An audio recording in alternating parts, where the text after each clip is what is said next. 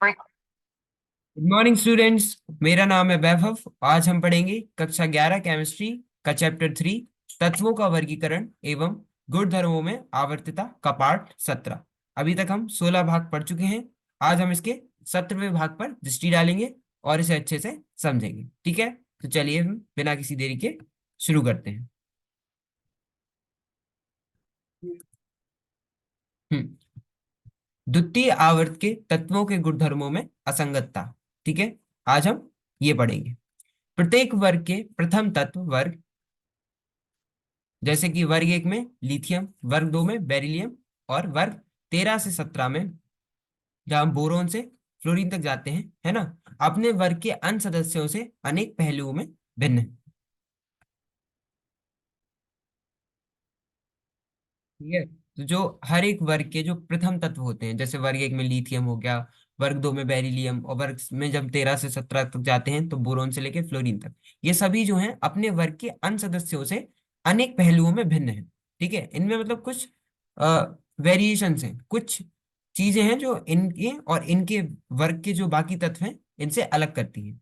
ठीक है, उदाहरणार्थ लिथियम अन्य क्षारीय धातुओं से तथा बेरिलियम अन्य क्षारीय मृदा धातुओं से भिन्न यौगिक बनाते हैं। जो लिथियम वर्ग एक का तत्व है ना, सबसे पहला, वो बाकी अन्य क्षारीय धातुओं से, मतलब वर्ग एक के जो बाकी धातु हैं उनसे, तथा जो बेरिलियम है जो वर्ग 2 का पहला तत्व है, वह अपने वर्ग के बाकी तत्वों से भिन्न यौगिक बनाते हैं, जिनमें निश्चित तौर पर सहसंयोजक बंध होते हैं। ठीक है, कौन से सहसंयोजक बंध होते हैं, कोवेलेंट बॉन्ड होते हैं। जबकि अन्य सदस्य प्रधानतया आयनिक यौगिक बनाते हैं। ठीक है, लिथियम और जो बेरिलियम है वो कोवेलेंट बॉन्ड भी बनाते हैं, मतलब कोवेलेंट बॉन्ड बनाते हैं। जबकि लिथियम के से नीचे जो उसके तत्व हैं, है ना, उस वर्ग में जो तत्व हैं वो सारे के सारे आयनिक बॉन्ड बनाते हैं। ऐसे ही जो बेरिलियम है वो भी कोवेलेंट बॉन्ड बनाता है, लेकिन जो बाकी तत्व हैं वर्ग 2 के, मैग्नीशियम वगैरह, ये आयनिक बॉन्ड बनाते हैं या फिर आयनिक यौगिक बनाते हैं। वास्तव में लिथियम तथा बेरिलियम क्रमशः अगले वर्गों के द्वितीय तत्व से अधिक मिलते हैं। जो लिथियम तथा बेरिलियम है वह अगले वर्गों के द्वितीय तत्व जैसे कि मैग्नीशियम और एल्यूमिनियम, इनसे अधिक मिलते हैं। लिथियम मैग्नीशियम से, बेरिलियम एल्यूमिनियम से। और इसी चीज को कि जब जो लिथियम मैग्नीशियम से, मतलब जो लिथियम तथा बेरिलियम है जो पहले तत्व हैं वर्ग के, वह अपने अगले वर्ग के दूसरे द्वितीय तत्व से मिल रहे हैं, जैसे मैग्नीशियम और एल्यूमिनियम से मिलते हैं, इसे हम आवर्त गुणधर्मों में इस तरह की तुल्यता को विकर्ण संबंध या फिर डायगोनल रिलेशनशिप कहते हैं। ठीक है, ऐसे हम क्या बोलते हैं, आवर्त गुणधर्मों में इस तरह की तुल्यता को विकर्ण संबंध या फिर डायगोनल रिलेशनशिप कहते हैं। ठीक है, इतना समझ आया। पहले क्या बोला कि जो लिथियम, जो मतलब हर एक वर्ग के जो पहले तत्व हैं वह अपने वर्ग के बाकी तत्वों से थोड़े से भिन्न होते हैं कुछ गुणधर्मों में। जैसे कि जो लिथियम और बेरिलियम है ये कोवलेंट बॉन्ड बनाते हैं, और इनके वर्ग के जो बाकी तत्व हैं ये आयनिक बॉन्ड बनाते हैं, है ना। और जो लिथियम और बेरिलियम है वह क्रमशः अगले वर्गों के जो द्वितीय तत्व है, अगले वर्गों के द्वितीय तत्व जैसे कि मैग्नीशियम और एल्यूमिनियम, इनसे अधिक मिलते हैं, और इसे हम विकर्ण संबंध या फिर डायगोनल रिलेशनशिप कहते हैं। ठीक है, चलिए। एस और पी ब्लॉक के तत्वों के समूह में अन्य सदस्यों की तुलना में प्रथम तत्व के भिन्न रासायनिक व्यवहार के क्या कारण हो सकते हैं। ठीक है, एस और पी ब्लॉक के जो समूह हैं उनमें अन्य सदस्यों की तुलना में जो प्रथम तत्व है इसके भिन्न रासायनिक व्यवहार होने के क्या कारण हो सकते हैं, हमें ये देखना है कि मतलब एस और पी ब्लॉक में जो तत्व, जो वर्ग होते हैं, है ना, उन हर एक वर्ग में जो प्रथम तत्व है उसमें कुछ भिन्न रासायनिक व्यवहार होते हैं उसके, तो उसके क्या कारण हो सकते हैं हम ये देखेंगे। इन असामान्य व्यवहार इन कारणों से होते हैं। पहला, तत्वों का छोटा आकार। जो पहला तत्व होता है वर्ग में उसका आकार छोटा होता है, जैसे कि अगर हम वर्ग 17 देखें तो वर्ग 17 में जो फ्लोरीन है उसका आकार कितना छोटा है।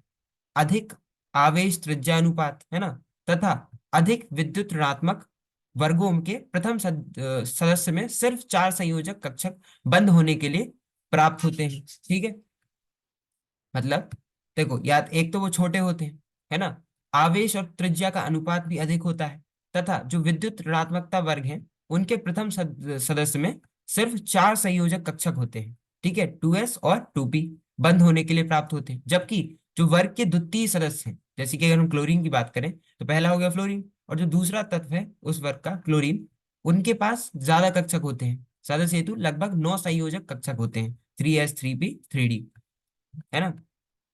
इस वजह से इनका जो व्यवहार है वह थोड़ा भिन्न होता है। ठीक है, इतना समझ आ गया तो आगे चलते हैं। फलस्वरूप हर वर्ग के प्रथम सदस्य के लिए अधिकतम सह संयोजकता 4 है।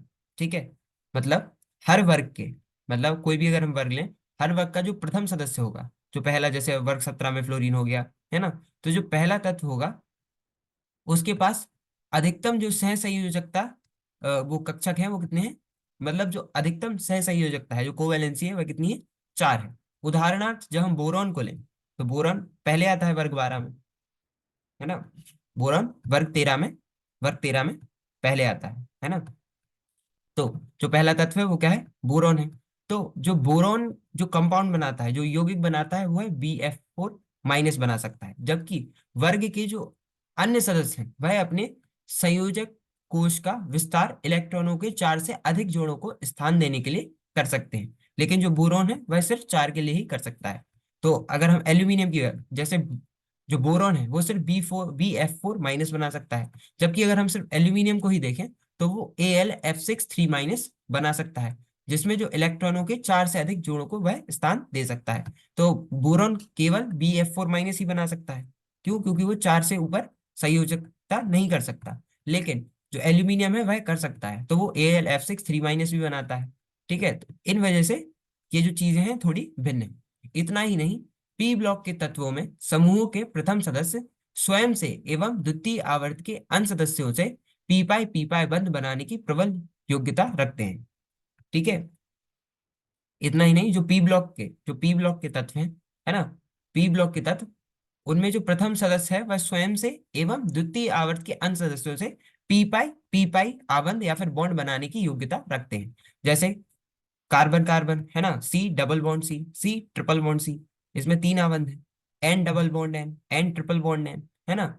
ऐसे ही सी डबल बॉन्ड, है ना, 2 आबंध है, सी एन और सी, ऐसे ट्रिपल बॉन्ड एन। जबकि वर्गों के उत्तरवर्ती सदस्य ऐसा नहीं कर पाते। ये कौन से प्रथम सदस्य ही कर सकते हैं, बाकी जो उत्तरवर्ती सदस्य हैं, है ना, बाद वाले सदस्य हैं, वह ये नहीं कर पाते। ठीक है, इतना समझ आ गया तो हम आगे चलते हैं। ये देखिए, सारणी 3.9 यौगिकों के सूत्रों द्वारा दर्शाए गए तत्वों की संयोजकता में आवर्त प्रवृत्ति। हम देखेंगे हाइड्राइड का सूत्र और ऑक्साइड का सूत्र। तो अगर हम वर्ग 1 2 13 14 15 16 17 इनकी बात करें, है ना, तो वर्ग एक में जो तत्व है वो हाइड्राइड कैसे बनाते हैं, LiH NaH KH, है ना। वर्ग 2 का सिर्फ Ca बनाता है, CaH2। वर्ग 13 में दो बोरॉन और एल्यूमिनियम बनाते हैं, तो B2S6 और AlH3, ये उनके गुणसूत्र हैं। और वर्ग 14 में कार्बन, सिलिकॉन, जर्मेनियम और टिन, है ना, Sn, ये बनाते हैं, तो CH4 SiH4 GeH4 SnH4। वर्ग 15 में नाइट्रोजन, फास्फोरस, एस्टेटीन, बिस्मथ, ये बनाते हैं। NH3 बनाते हैं, PH3, ASH3, है ना, आर्सेनिक और बिस्मथ, SbH3। ऐसे ही वर्ग 16 में जो हाइड्राइड का सूत्र है वह है H2O H2S H2Se H2Te, है ना। ये H2 क्या है, वाटर है। तो इसमें ऐसे ही बनते हैं। अगर आप देखें सबका एक अलग अलग ट्रेंड है, LiH बन रहा है, NaH KH, है ना, सबका एक गुणसूत्र है। वर्ग 14 में CH4 SiH4 GeH4 SnH4। वर्ग 15 में NH3 PH3 ASH3 SbH3। ऐसे ही वर्ग 16 में H2O H2S H2Se H2Te। ऐसे ही वर्ग 17 में HF HCl HBr और HI। ठीक है, और अब हम ऑक्साइड, ये हो गए हाइड्राइड के सूत्र, अब हम ऑक्साइड के सूत्र देखेंगे। तो वर्ग 1 में क्या होता है, Li2O। तो इसमें जो मेटल, जो धातु है, उसे अगर हम एक्स बोल दें तो X2O होगा इसका गुणसूत्र। मतलब आप एक्स की जगह कोई भी धातु रख दो, तो Li2O Na2O और K2O। ऐसे ही वर्ग 2 में MgO CaO SrO BaO। ऐसे ही वर्ग 13 में B2O3 Al2O3 Ga2O3 Ln2O3। ऐसे ही वर्ग 14 में CO2 SiO2 GeO2 SnO2 PbO2। और ये देखो, वर्ग 15 में जो ऑक्साइड हैं वो बहुत सारे हैं। जैसे अगर आप एन का ही देखें तो N2O3 भी है, N2O5 भी है। पी का देखें फास्फोरस का तो P4O6 है, P4O10 भी है। एएस का देखें तो AS2O3 AS2O5। अगर एसबी का देखें तो SB2O3 SB2O5। और बीआई का देखें तो Bi2O3 और भी है। ऐसे ही वर्ग 16 में भी SO3 है, SeO3 है, TiO3 है, उसके बाद भी काफी है। और वर्ग 17 में भी Cl2O7 और काफी ऑक्साइड के सूत्र हैं। ठीक है, तो ये हो गए हाइड्राइड के सूत्र और ऑक्साइड के सूत्र। आप देखते हैं हम, ये गुण है और ये तत्व है। तो जो धात्विक त्रिज्या है, ठीक है, जो धात्विक त्रिज्या है, मेटेलिक रेडियस है, ये ऐसे हम पिकोमीटर में ले रहे हैं। पिकोमीटर क्या होता है? 10⁻⁻12 मीटर, 10⁻12 मीटर, इतना छोटा है, 1/10⁻12, है ना, तो इतने मीटर, इसे हम पिकोमीटर बोलते हैं, है ना। कैसे बोलते हैं? 10⁻⁻12 मीटर। तो जो धात्विक त्रिज्या है लिथियम बेरिलियम बोरोन की, वो कितनी है? 152, 111 और 88। तो ये क्या है? ये जब हम आवर्त सारणी में बाईं से दाईं तरफ जा रहे हैं तो ये क्या हो रही है? घट रही है। और जब हम ऊपर से नीचे आते हैं, है ना, जब हम वर्ग में ऊपर से नीचे आते हैं तो ये बढ़ती है। जैसे लिथियम के बाद सोडियम आता है तो कितना हो गया? 152 से 186 हो गया। ऐसे ही बेरिलियम के बाद मैग्नीशियम आता है तो कितना हो? 111 से 160 हो गया। ऐसे ही बोरोन के बाद एल्यूमिनियम आता है तो 88 से 143 हो गया। तो क्या हो रहा है? आवर्त सारणी पे बाईं से दाईं तरफ जाने में किसी आवर्त में ये घटती है। और परमाणु त्रिज्या, जिसे हम अभी हम धात्विक त्रिज्या की बात कर रहे हैं, तो वो भी। और जब हम वर्ग में ऊपर से नीचे आते हैं तो ये बढ़ती है। ऐसे आयनीय त्रिज्या देखें, तो अगर हम आयनीय त्रिज्या देखें तो देखो, धात्विक त्रिज्या लिथियम की 152 थी, लेकिन जो आयनीय त्रिज्या है वो Mn+, है ना, मतलब यहाँ प्लस, मतलब जो इलेक्ट्रॉन है वो लिथियम ने दान कर दिए। जब इलेक्ट्रॉन दान कर दिए तो जो उसके कोश में इलेक्ट्रॉन है वो कम हो जाएंगे, जिस वजह से जो बाकी बचे इलेक्ट्रॉन है उस पे नाभिक ज्यादा आकर्षण करेगा, जिस वजह से जो आयन का जो आकार है वो छोटा हो जाएगा। इसलिए जो लिथियम की आयनिक त्रिज्या है वो 76 पिकोमीटर है, बेरिलियम की तो और 31 पिकोमीटर है। लेकिन जब हम वर्ग में ऊपर से नीचे जाते हैं तो ये भी बढ़ता है। तो लिथियम से सोडियम पे जब हम आए तो 102 पिकोमीटर, और जब बेरिलियम से मैग्नीशियम पे आए तो ये भी 72 पिकोमीटर। ठीक है, इतना समझ आ गया, तो हम आगे चलते हैं। हाँ, अब हम देखेंगे उदाहरण 3.9। ठीक है, चलिए। क्या एल्यूमिनियम की यौगिक Al, है ना, फिर इसके अंदर Cl H2O5 2+ में एल्यूमिनियम की ऑक्सीकरण अवस्था और सह संयोजकता समान है? हमें ये देखना है कि जो एल्यूमिनियम की, हमें देखना है, हमें एक कंपाउंड दिया गया है, यौगिक दिया है AlClH2O और ब्रैकेट के बाद 2+। इसमें जो एल्यूमिनियम की ऑक्सीकरण अवस्था है और सह संयोजकता है, ये समान है या नहीं? तो देखो, ऑक्सीकरण अवस्था हम कैसे निकालते हैं? तो मान लीजिए हमें एल्यूमिनियम की ऑक्सीकरण अवस्था निकाल ली। हमें पता है जो H2O की ऑक्सीकरण अवस्था है वो शून्य होती है ना, क्योंकि अगर यहाँ पे ऑक्सीजन देखें तो ऑक्सीजन और हाइड्रोजन में जो ऋणात्मकता है ना, जो इलेक्ट्रोनेगेटिविटी है, जो ऋणात्मकता है, ठीक है, तो जो विद्युत ऋणात्मकता है ऑक्सीजन की, वो हाइड्रोजन से ज्यादा है ना। तो यहाँ पे जो ऑक्सीजन है वो इलेक्ट्रॉन लेगा, है ना, और हाइड्रोजन देगा। तो इसलिए जो ऑक्सीजन का ऑक्सीकरण अवस्था होगी उसमें, वो क्या होगी? ये होगी -2 की। और हाइड्रोजन की हर एक परमाणु की क्या होगी? +1 की होगी। तो हाइड्रोजन का एक, मतलब हर एक का +1, और हमारे पास कितने हैं? 2, तो +1 × 2 होगा। तो हाइड्रोजन H2 की जो ऑक्सीकरण अवस्था है वो +2 की होगी, और ऑक्सीजन की -2 होगी, जिस वजह से जो पानी है उसकी ऑक्सीकरण अवस्था क्या होगी? H2O की शून्य होगी, है ना। तो Al हमें निकालना है, Cl की हमें पता है क्योंकि ये वर्ग 17 का तत्व है, तो उसकी ऑक्सीकरण अवस्था -1 होती है, और पानी की शून्य होगी, तो -1 × 0, है ना। 5 वाटर के मॉलिक्यूल्स हैं, 5 पानी के परमाणु, मतलब मॉलिक्यूल्स हैं, तो जिस वजह से पानी का क्या है? शून्य है। और ये 5 है तो 5 × 0 भी शून्य होगा।